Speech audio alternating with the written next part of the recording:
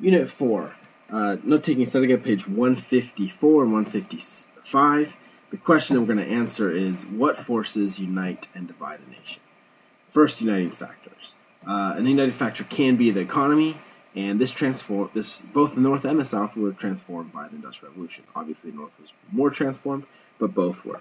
Technology can also unite nations. New methods of transportation, steamroll, railroad, new methods of communication, the telegraph, and new machinery makes production quicker and cheaper, and this unites the nation. Next thing, labor. There's increased demand for labor in the North and the South. This can be uniting factor as well. The arts. New American styles and subjects in art, mostly transcendentalism, and this unites the country.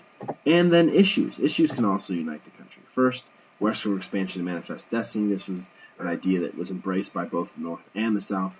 And also the Great Awakening and reform movements. The Great Awakening spread across the entire United States, North and South. Reform movements, other than abolitionist movements, did affect both the North and the South. Unfortunately, there's also dividing factors. The North, in the economy, they had industrial. They were industrial. They based on manufacturing and trade. Their key technologies were the steam engine and the factory system. People lived and worked in expanding cities.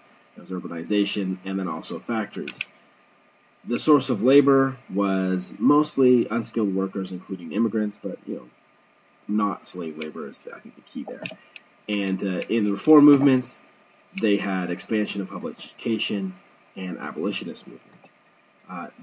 In the issue of slavery, the North they had a growing support for abolition, and they wanted to limit the spread of slavery. In the South, their economy was agricultural in nature and dependent on cotton.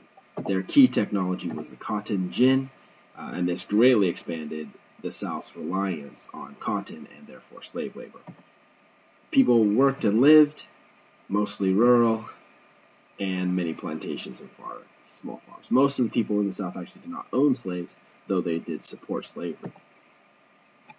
The source of labor, unfortunately, was enslaved African Americans. The reform movements, they had few reforms made in education during that time. They did not accept the abolitionist movement at all, but they did have other reform movements that were the same as the South. And in the issue of slavery, they were dependent on slave labor, and they wanted to expand slavery in the West.